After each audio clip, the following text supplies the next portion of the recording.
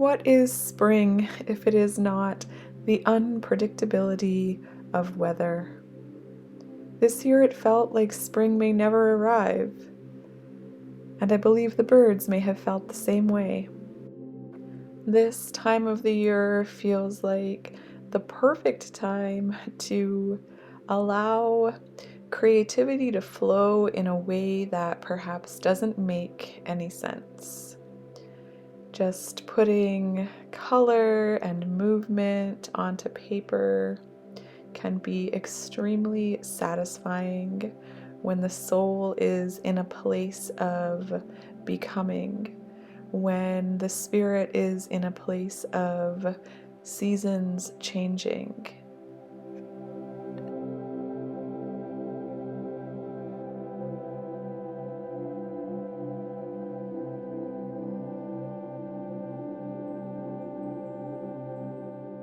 To allow ourselves this free flow of creative expression can be liberating. It can offer us the opportunity to grow without knowing where that growth will go.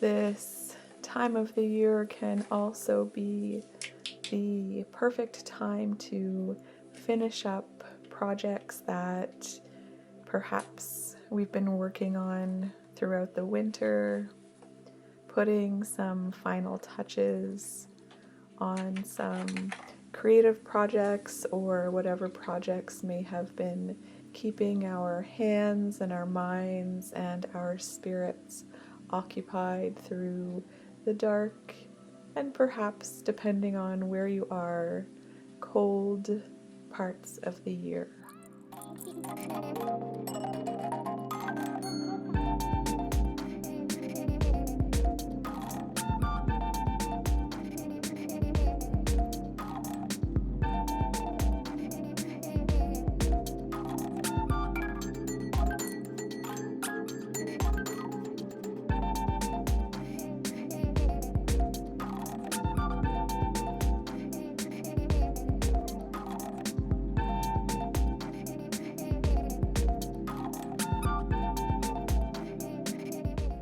This particular piece that I am finishing up was commissioned by a friend of mine for her granddaughter, and the request was that I create something to hang on the wall of the granddaughter, Charlotte's room, that might help her have better dream experiences, or at least offer her some comfort in those times that her dreams, like all of our dreams, can be at times uncomfortable or confusing or perhaps even terrifying.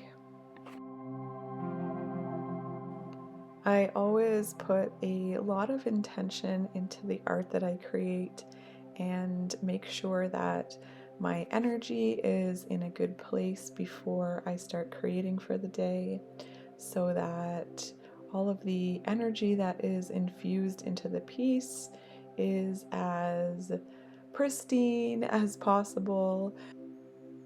And by pristine, I simply mean energy that is steeped in the essence of beauty, energy that is steeped in the essence of calm, and energy that is steeped in the essence of love.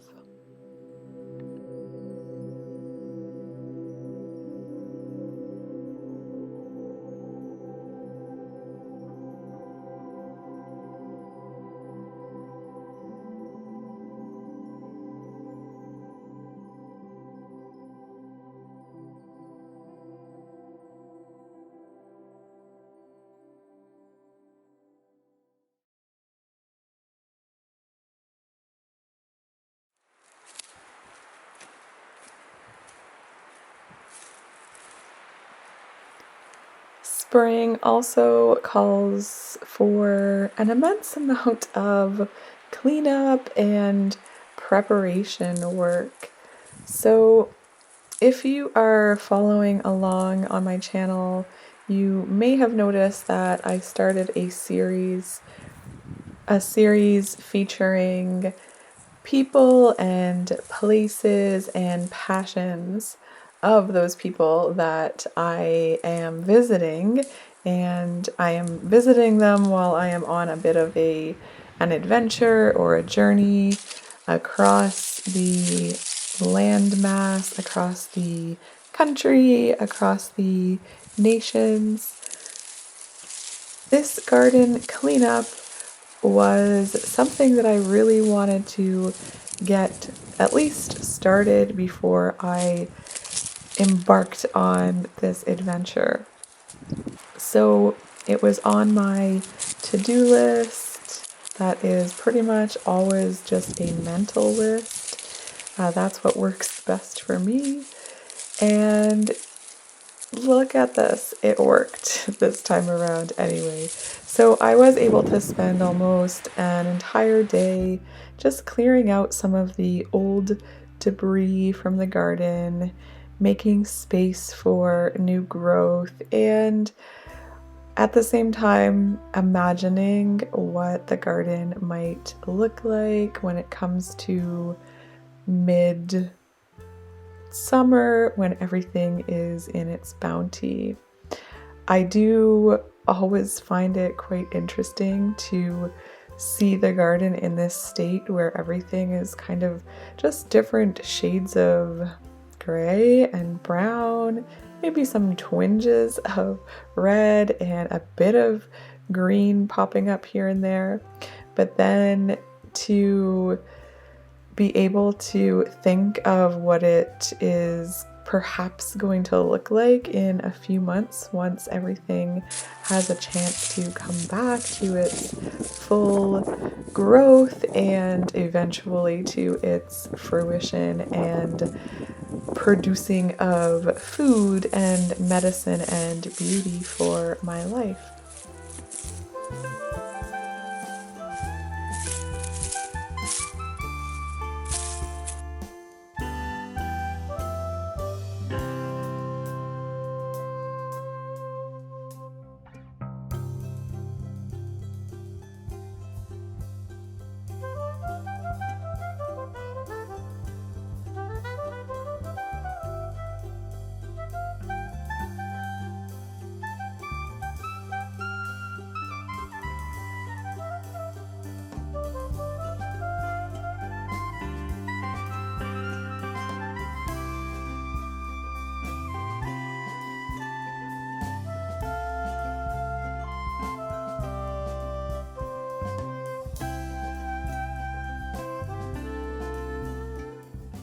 One of the gifts of living a slow-paced life is that I really get a chance to figure out what brings the most value to my life and also what relationships are truly reciprocal. And reflecting on this last year, I suppose, in particularly throughout the what we would consider the growing seasons, I had the realization that my garden was, and I guess my garden and my endeavors with the garden was the thing in my life, the relationship in my life that truly felt the most reciprocal and brought the most value to my life.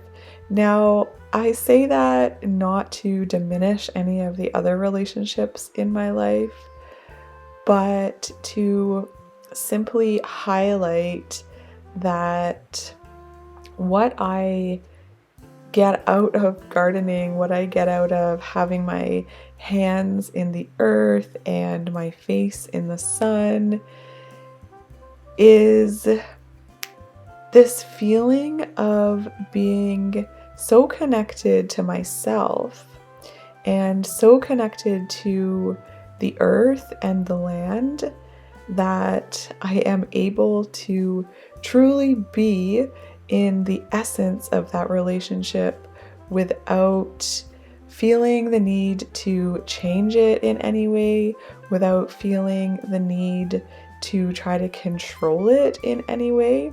And to me, that is some of the most enjoyable and valuable things that I can experience in life.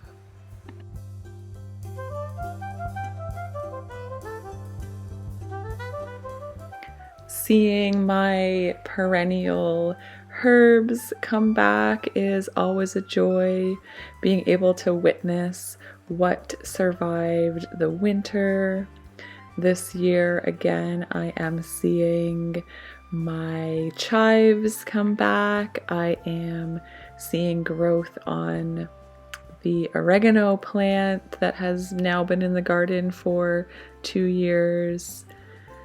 There are some flowers popping up slowly that have either reseeded themselves or are also perennials. This is the chives. I have a few patches of these in the garden and they bring me a lot of tasty nourishment.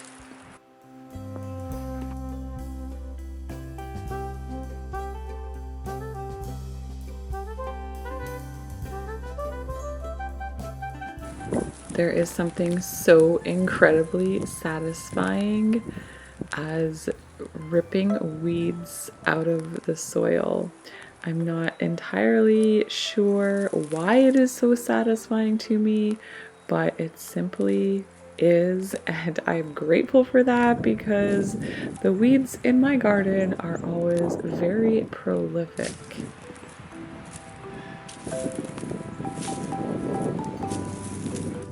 Sometimes I do a pull and drop method, I think it is called, with weeds, which means that you pull your weeds out of your garden bed and you drop them right back onto the soil, using them as a natural mulch and then allowing the nutrients from the weeds to replenish the soil. Sometimes I like just clearing out the bed and I will either take the weeds to a compost pile, which they will eventually compost into more nutrients for the garden, or sometimes I just throw them onto the paths in between the beds, and that also offers them a place to allow their nutrients to go back to the soil and just keep feeding all of the soil in the garden, whether it be in the beds or in the path.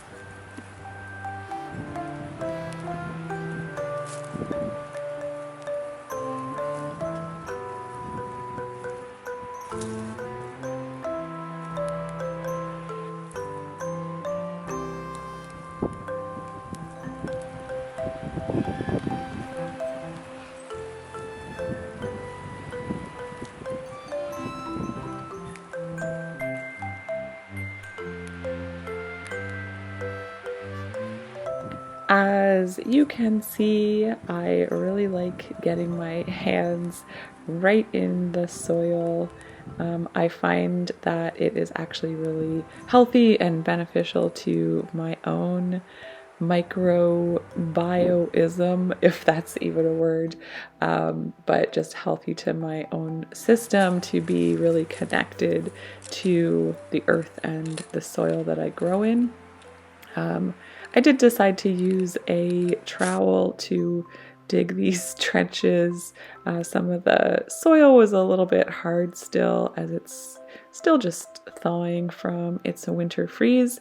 So I used this garden tool to dig these trenches, if you will call them that, for my garlic. Normally I would plant garlic in the late fall and have it overwinter in the garden, but I didn't get around to it for some reason this past winter, so I'm deciding to plant some in the spring. I did some spring planting last year as well, and a lot of that garlic grew quite well. It's possible to do it both ways, and if you're a gardener or wanting to garden, I would strongly recommend or suggest just even starting with a bit of garlic. It's quite easy to grow, and like I said, can be planted in the fall or the spring. So the options are quite open. I decided to plant my garlic in a few different spots in the garden this year. This garden I'm coming into my third growing season here in this garden, and it really has been an experiment, and I've just been kind of switching up where I plant things, and I've been adding new beds every year, so it's experimental, it's shifting and changing, and I try my best just to use my intuition and to go with my own flow of what feels right and where things should go this year in the garden.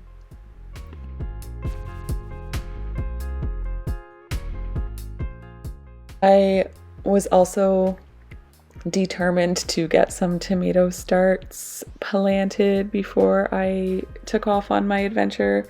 So here I am making that happen. And as you will see, I am using toilet paper rolls that I've collected. I used these last year to start a bunch of plants, mostly tomatoes, and it worked really well.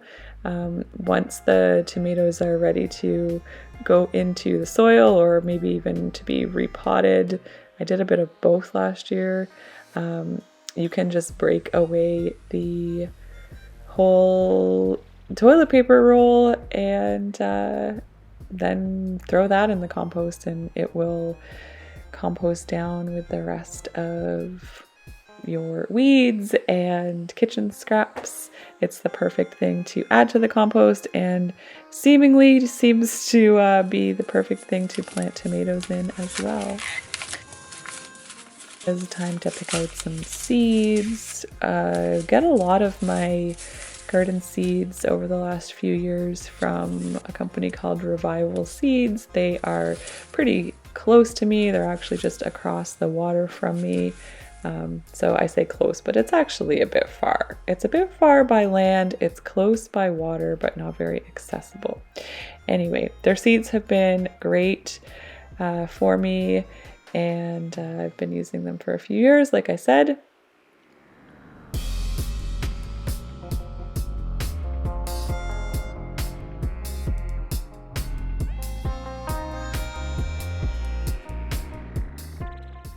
I've left these in my father's care for 6 weeks and hope to come back to some nice tomato plants to go right in the garden. A brief transition interlude of some cool art that I saw on the streets of the first town that I stopped in on my adventure.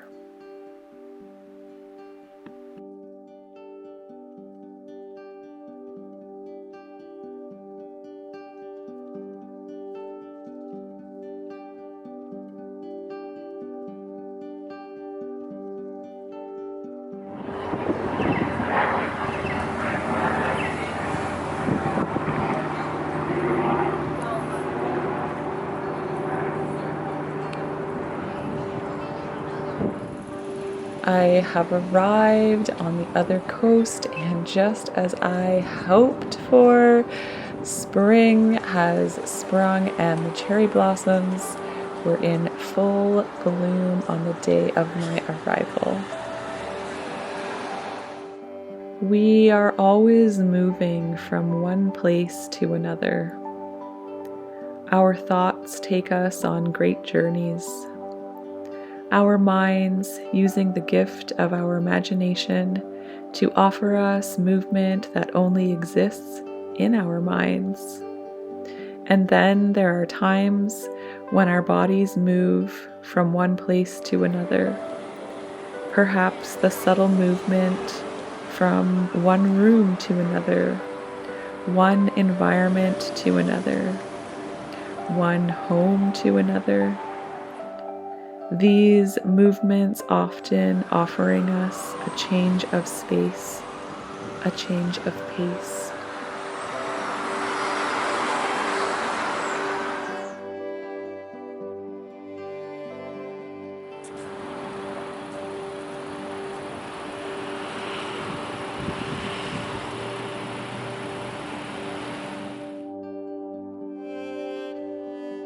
There are times when our movements from one place to another will be grander, bigger, more pronounced. We may go from coast to coast, nation to nation, flying, walking, or however we may go. The best way to go is to go with the flow. This, for me, is not only a concept, but a certainty that I know.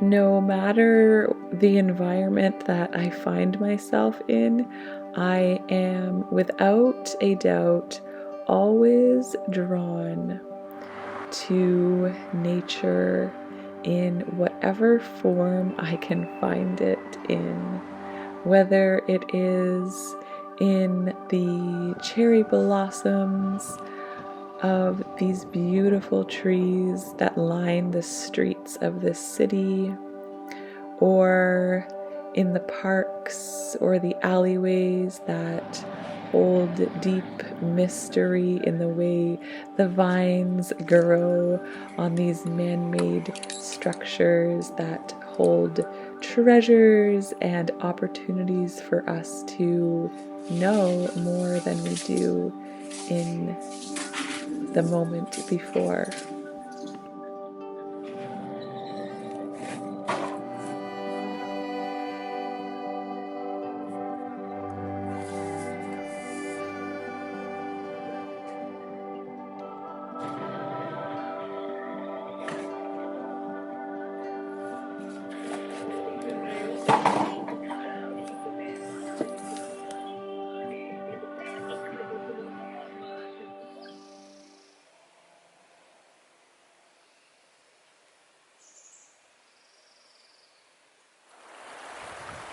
Where the wild nettle grows, there is every shade of green, and the earth is moist with the recent rains. One must walk slowly, taking great care to acknowledge all the spirits that exist in these magical lands. We give offerings to the land, to the ancestors of this place.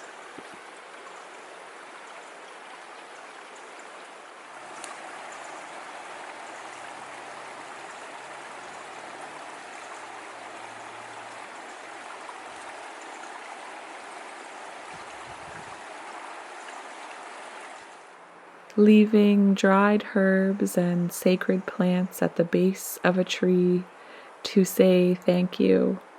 Thank you for nourishing me. We walk past the first patch we see. We leave this patch intact for the elders, the forest dwellers, and whoever else may need an easeful access point to this delicacy.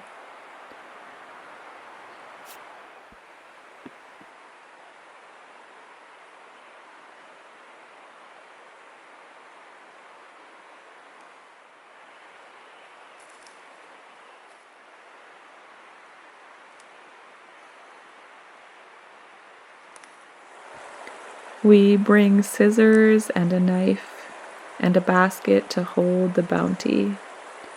In my mind, I sing a song to the plant as we gingerly and gracefully snip and cut the nettle that may sting. Spring's gift to our bodies and our spirits and our minds. We treat it with great respect and are blessed with a density of nutrition like no other. The gift of spring, the gift of the sting as it brings the flow of blood to all the places that it touches.